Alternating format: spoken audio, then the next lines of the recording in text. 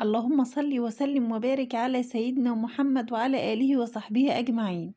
ازيكم يا حبايبي، عاملين ايه؟ يا رب تكونوا بخير. شايفين بقى الجمال ده؟ حاجة غدوة كده، يعني ايه، تحفة. حاجة كده تجنن، من صدر فرخة واحد وعملنا أحلى غدا.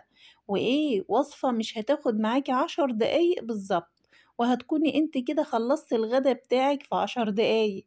ولا الهوا، أسرع أكلة ممكن تعمليها بصراحة. يعني لو بتحمّري بطاطس هتاخد وقت عنها. شايفين الجمال؟ وطعمها رهيب، وعيالِك هيفرحوا بيها جدًا، جدًا. وإيه، بتتباع برّه بقى إيه، بفلوس كتير جدًا طبعًا اللي بيشتريها. طبعًا وجبات كده في المطاعم يعني غالية جدًا بصراحة. وإحنا بقى نعملها في البيت بصدر فرخة، ومكونات بقى كلّها في البيت، حاجات كلّها في البيت يعني. نصلي على سيدنا محمد ونعمل لايك للفيديو وندخل بقى على المقادير ونشوف احنا عملنا الوصفة دي ازاي.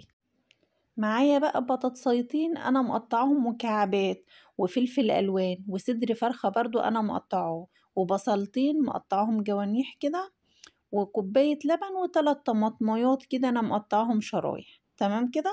جيبي بقى صينية، جيبي اي حاجة. انا بقى حبيت اعمله زي اللي بيبقى في المطاعم كده، اللي بنشتريه جاهز كده. هنرص البصل بتاعنا بقى في أرضية العلبة دي، أو الصينية الفويل دي، أو أي حاجة معرفش بتسموها ايه بصراحة.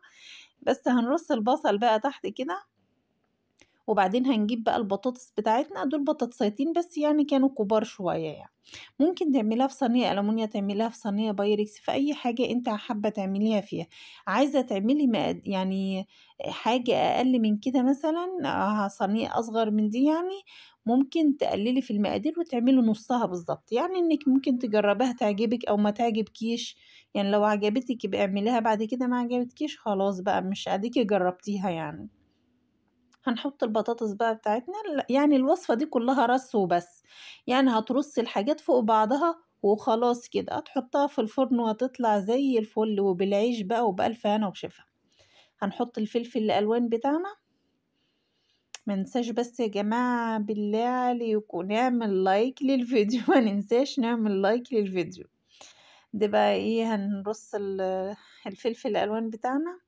وهنحط الفراخ بقى اللي احنا، هو ده صدر فرخة انا مقطعاه مكعبات كده ايه، صغيرة، او اي حجم انت حباه، بس علشان يعني ما تاخدش وقت في الفرن وتستوي بسرعة معانا. انا مقطعها مكعبات صغيرة. تمام كده. هنحطها فوق بعضها. الوصفة دي يا جماعة يعني ايه، بتتباع طبعا في المطاعم بفلوس كتير جدا، وعلى ايه بقى احنا نعملها في البيت، وبمقادير وحاجات كلها موجودة عندك في البيت، مش هتشتري حاجة من بره يعني. مش حاجة مكلفة ولا حاجة، وهتبقى عملت الغدا بتاعك. بقولك هي 10 دقايق بالظبط، انك هتقطع الخضار بتاعك وتحطيه في الصينية وبس كده. وهتكوني خلصت الغدا بتاعك. هتتحط بقى في صينية ألمونيا كده، أو أي صينية، وتتحط في الفرن وخلاص كده. ونبقى احنا كده عملنا أحلى غدا، وبقى في أقل وقت وبأقل تكلفة بصراحة. حطينا بقى الفراخ بتاعتنا كده. هنجيب بقى ايه، كوباية اللبن اللي انا وريتها لكم في اول الفيديو ده، قبل الطماطم وقبل كل حاجة. طبعا هنحط كوباية اللبن بتاعتنا كلها. احنا لسه ده كله ايه، ما حطيناش بهارات ولا حطينا ملح ولا اي حاجة خالص. هنحط بقى الطماطم اللي احنا مقطعاها يعني شرايح كده. يعني قطعت الطماطمية نصين وقطعتها شرايح زي ما انتوا شايفينها كده بالظبط. هنرصها برضو فوق الوش كده. وبعدين بقى ايه، هنشوف بقى التتبيلة بتاعتنا اللي احنا هنحطها فوق الفراخ. طبعا زي ما قلت لكم قبل كده، احنا لسه ما حطيناش لا توابل ولا ملح ولا اي حاجة خالص، ده هنحطها في الاخر علشان خاطر نملح الطماطم اللي فوق الوش دي مع الخضار مع كله في بعضه. على فكرة انت ممكن ما تحطش بطاطس، تحط اي حاجة انت حباها. يعني ممكن كوسة، اي حاجة بتحبيها ممكن تحطيها. شوف الخضار اللي عندك وانت حابة تحطيه حطيه.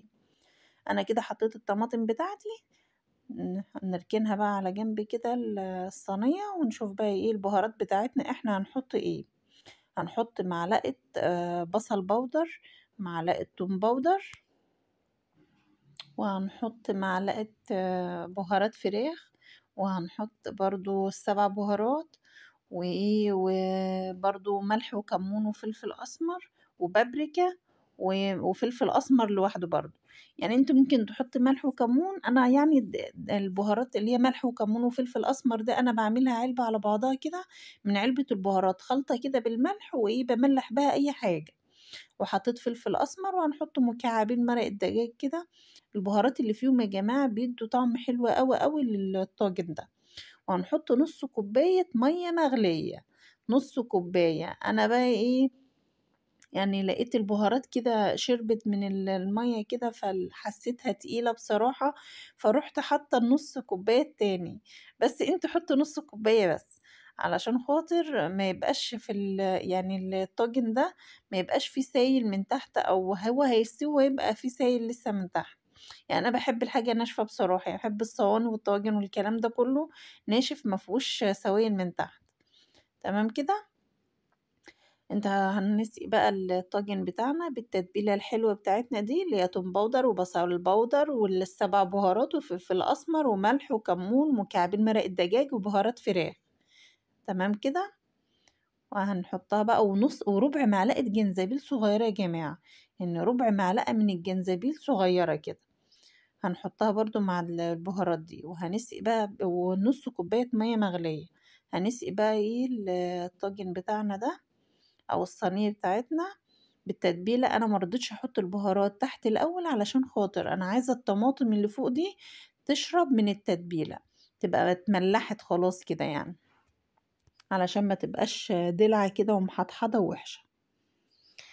هنجيب بقى ايه، هنجيب جبنة موتزاريلا كده بقى وميكس شيدر، الجبنة اللي بتحبيها او رومي، يعني شوفي انت اللي عندك حطيه، بس يعني الاساسي هي جبنة موتزاريلا. هنحطها بقى فوق الوش كده، وكتري كده كتري وتوصي كده. نصلي بقى على سيدنا محمد، ونعمل لايك للفيديو. اللي ما اشتركش معايا في القناة يشترك علشان يوصل لكم كل جديد. كده بقى احنا غرقناها جبنة كده وايه. هنحطها بقى في صينية. طبعا الصينية اللي انا عاملة فيها او الطاجن ده اللي انا عاملة فيه ما ينفعش تحطيه في الفرن كده، طبعا هيغلي وهيفور وهيوقع مية وهيبهدلك الدنيا، وهو اصلا بيبقى مايع كده، انت تمسكيه تلاقيه يعني مش هتعرفي تمسكيه كويس يعني. فاحنا لازم نحطه في صينية تانية ونحطه في الفرن على اعلى درجة حرارة. والشواية مشغلتهاش اصلا يعني بصراحة، يعني انت ممكن تشغلي الشواية هادية كده، يعني هدي الشواية، والفرن من تحت على اعلى درجة حرارة. تمام كده. بس كده. وهنحطها في الفرن بقى، وهتاكلي احلى غدا وبالعيش كده وبألف هنا وشفا. شايفين الجمال؟ حاجة كده تفتح النفس بجد. وبالعيش زي ما انا قلت لك كده، انا عملت بالعيش، انتوا ممكن تعملي مكرونة حسب ما انتي وولادك يعني حابين اعملي، بس هي عايزة عيش طازة كده بقى. وايه، شايفين الفراخ عاملة ازاي يا جماعة؟ مستوية ودايبة دوب. والبطاطس شايفين بتتقطع مستوية على الآخر. والطماطم والخضار اللي في قلبها طعمه يجنن بجد، طعمه حلو قوي قوي قوي. شايفين الجمال؟ حاجة كده تفتح النفس تجنن، عيالك هيفرحوا بيها جدا جدا جدا. شايفين يا جماعة؟ جربوها ومش هتندموا، وبألف هنا وشفا للي يجربها.